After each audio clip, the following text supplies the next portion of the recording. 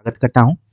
आज के video lecture में हम बात करेंगे यूजीसी नेट के पाठ्यक्रम में यूनिट 5 के अंतर्गत लगी हुई रचना रेवा तट समय के ऊपर और इसकी कथा पर हम बातचीत करेंगे। जैसा कि आप जानते हैं, रेवा तट समय पृथ्वीराज रासो महाकाव्य से ली गई है और पृथ्वीराज रासो महाकाव्य में कुल 69 समय है और उसमें 27वां समय रेवा तट है, तो इसको आप ध्यान में रखिए। हमने सोचा कि इसके मूल पुस्तक पर चर्चा की जाए, जो भी आपको कविताएं पढ़नी है उनकी व्याख्या की जाए, लेकिन मन में आया कि पहले हम रेवा तट समय की कथा वस्तु को ठीक से समझ जाएंगे तो व्याख्या करने में हमें ज़्यादा आसानी होगी और आप लोगों को भी समझ में आएगा।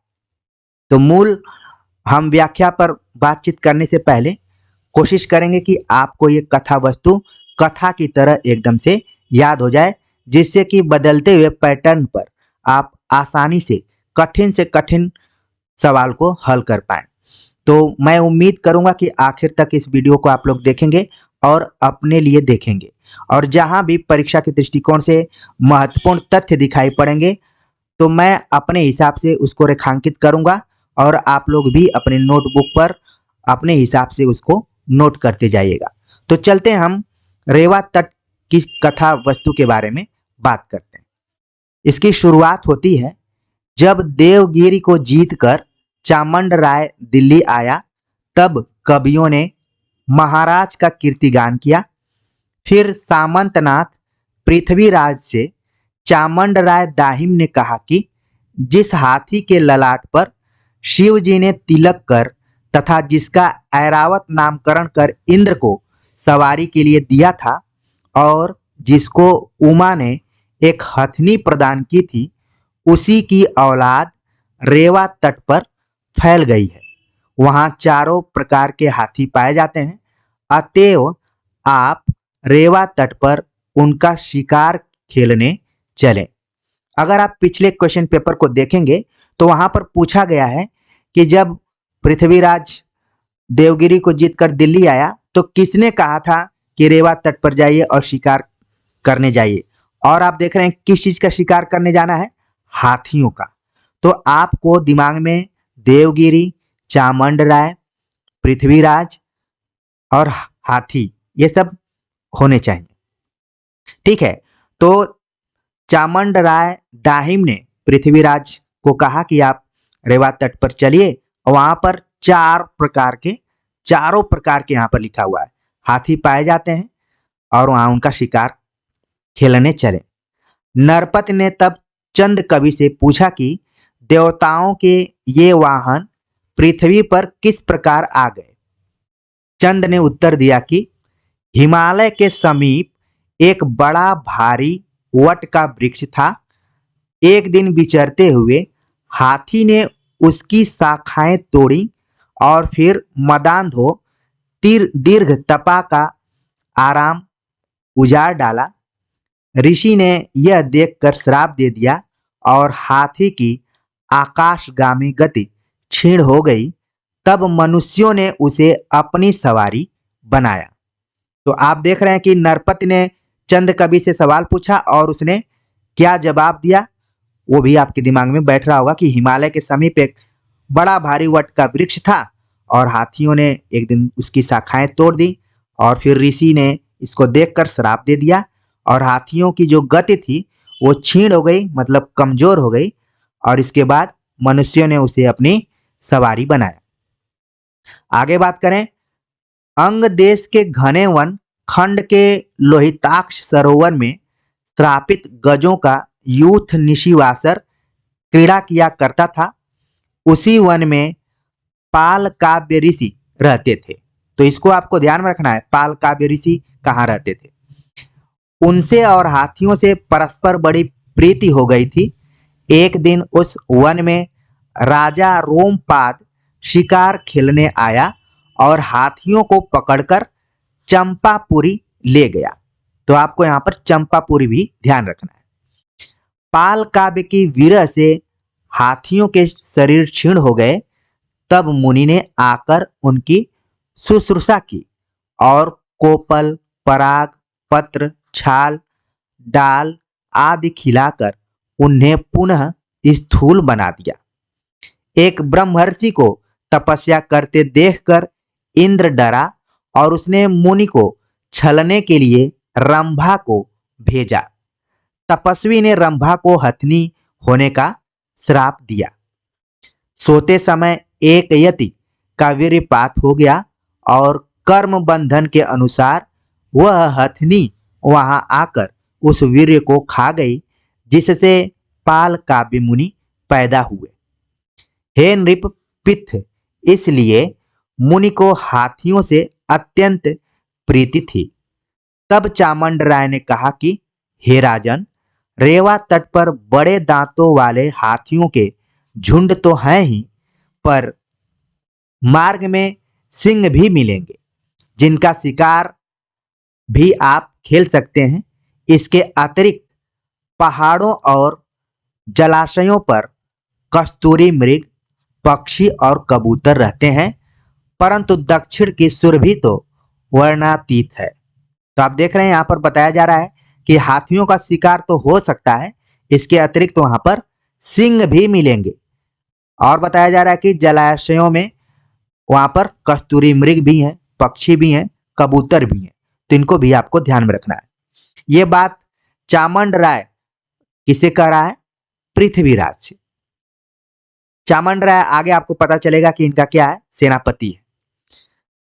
इस बात को सुनकर चौहान ने यह विचार कर कि एक तो पहुपंग को कष्ट होगा, दूसरे स्थान भी रमणीक है, रेवा तट के लिए प्रस्थान कर दिया। मार्ग के राजा महाराजाओं ने चौहान का अभिवादन किया और नृप ने हाथियों, सिंहों और हरिणों का शिकार खेला। इसी समय सुल्तान को कष्ट देने वाले लाहौर स्थान के शासक चंद पुंडीर दाहिम का पत्र मिला, जिसमें लिखा था कि तातार मारूफ खां ने चौहानी को उखाड़ फेंकने के लिए सुल्तान गोरी के हाथ से पान का बीड़ा लिया है। गोरी ने चुपचाप एक बड़ी सेना तैयार कर ली और मुसहफ छूकर धावा बोल दिया। चंदवीर पुंडीर के पत्र को प्रमाण मानकर चौहान 6-6 कोस पर मुकाम करता हुआ लाहौर की ओर चला। इधर दूतों ने यह सारा समाचार कन्नौज जाकर कमध्वज से कह सुनाया। पृथ्वीराज के सारे सामंत एकत्रित होकर मंत्रणा करने लगे कि इस अवसर पर क्या नीति ग्रहण करनी चाहिए। अनेक मत मतांतर होते होते विवाद बढ़ गया। तब पृथ्वीराज ने कहा कि सुल्तान सामने हैं, अब इसी मत पर विचार करो कि लड़ने मरने का परवाना आ पहुंचा है। पृथ्वीराज की यह सिंह गर्जना सुनकर यह बात निश्चित हो गई कि सुल्तान से मुकाबिला होगा। सुल्तान से युद्ध होना निश्चित जानकर युद्ध की तैयारियां होने लगीं। घोड़े अपने बाखरों पाखरों सहित फेरे जाने लगे। रात में 9 बजे चौहान महल में गए और अर्धरात्रि में एक दूत ने महाराज को जगाकर कहा कि 8000 हाथी और 18 लाख घोड़े लिए हुए गोरी 9 बजे लाहौर से 14 कोस की दूरी पर देखा गया है। उम्मीद है कि कहानी आपको समझ में आ रही होगी और कंसंट्रेट होकर सुनेंगे तो आगे आएगी। तो यहाँ पर आप देख रहे हैं कि गोरी जो है 8000 हाथी और 18 लाख घोड़े लिए हुए आ रहा है और लाहौर से आ रहा है, 14 कोस की दूरी पर देखा गया है। ये बात दूत बता रहा है। दूत द्वारा लाए हुए पत्र में लिखा था कि चंद पुंडीर अपने प्राणों की मुक्ति का भोग देने के लिए अपने स्थान पर डटा रहेगा। उधर जहां गोरी ने चिनाब नदी पर पार की, वहीं चंद पुंडीर बर्छी गाड़े डटा हुआ था। कोलाहल करती हुई दोनों ओर की सेनाएं आगे बढ़ीं और परस्पर भयंकर युद्ध करने लगीं। कुछ समय बाद पुंडीर वंशी 5 वीरों के गिरने पर चंद पुंडीर ने मुकाबिला छोड़ दिया और तभी शाह गोरी चिनाब से आगे बढ़ सका। चौहान को भी एक दूत ने यह समाचार आकर सुनाया कि मारूफ खां लाहौर से 5 कोस की दूरी पर आ गया है। आप लोगों को ध्यान रखना है कि यहाँ पर जो भी समाचार सुनाए जा रहे हैं वो दूत द्वारा सुनाए जा रहे हैं कि गोरी कितना दूर है, और यहाँ पर मारूफ खां को बताया जा रहा है कि वो कितना दूर है। यह सुनकर पृथ्वीराज का क्रोध भभक उठा। उन्होंने कहा कि मैं गोरी को फिर बांध लूं, तभी सोमेश्वर का बेटा हूं।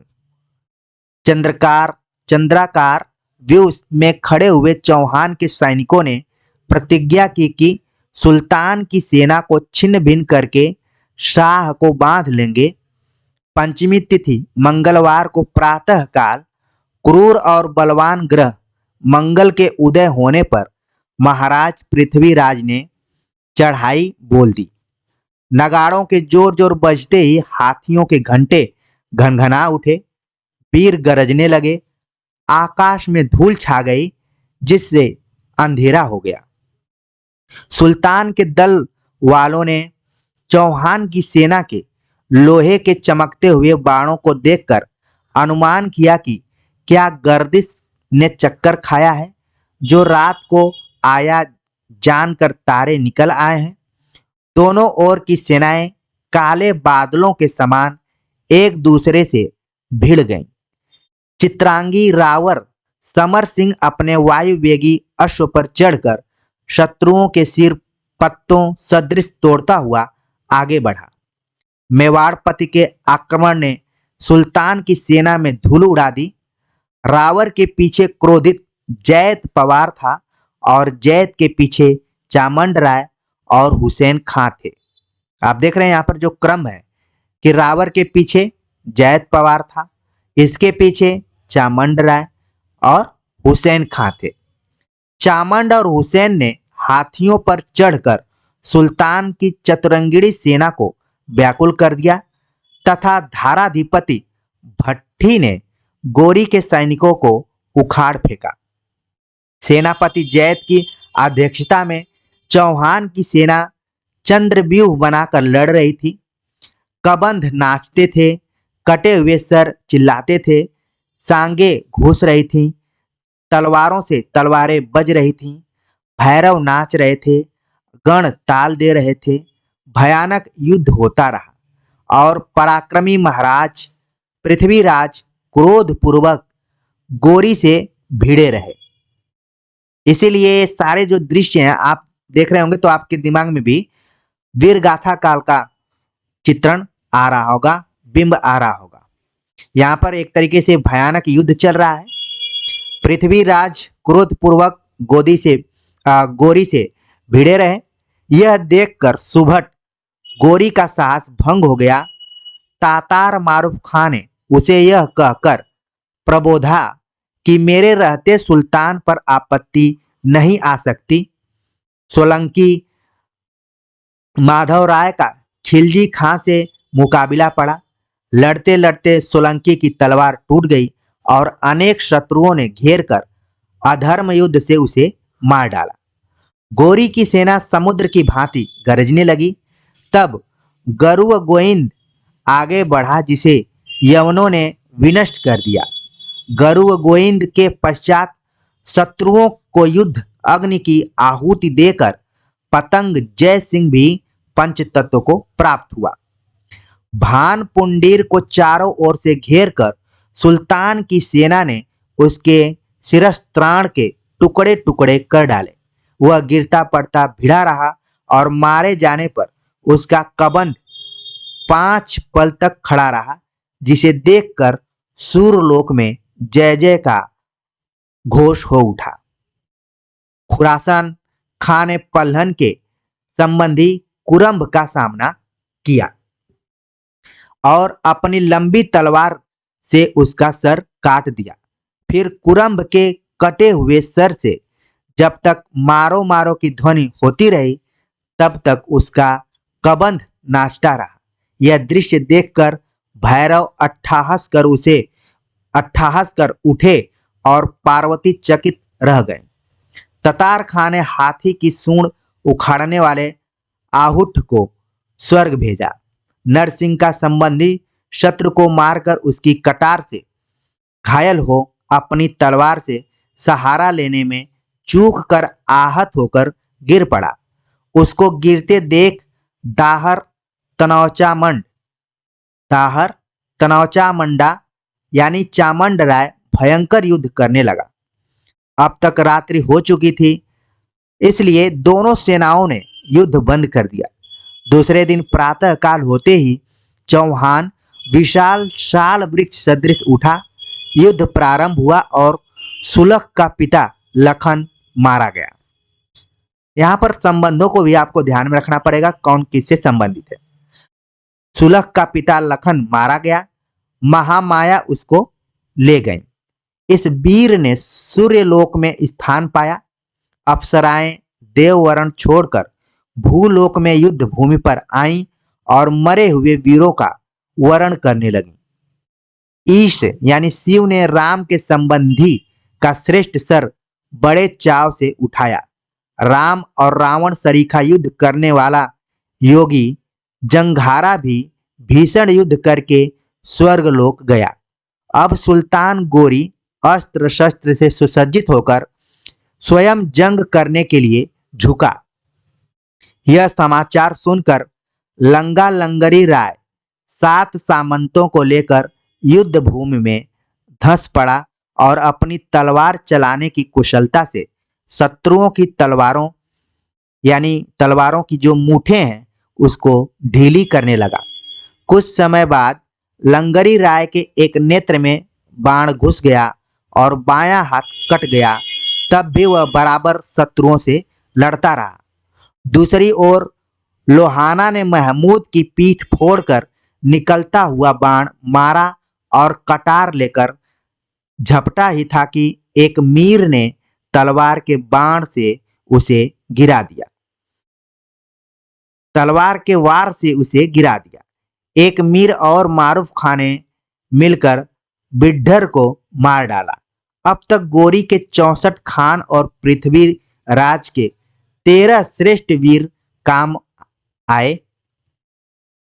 रात्रि होने से युद्ध बंद हो गया और दूसरे दिन गोरी ने 10 हाथी आगे किए और तातार खां की आज्ञा पाते ही पुहक बाण और गोले बरसने लगे। इस पर पृथ्वीराज का हाथी भागने लगा और महाराज क्षुब्ध हो उठे। उनको अस्थिर देख सामंतगण मोह त्याग कर वज्र सदृश तलवारों के वार करने लगे।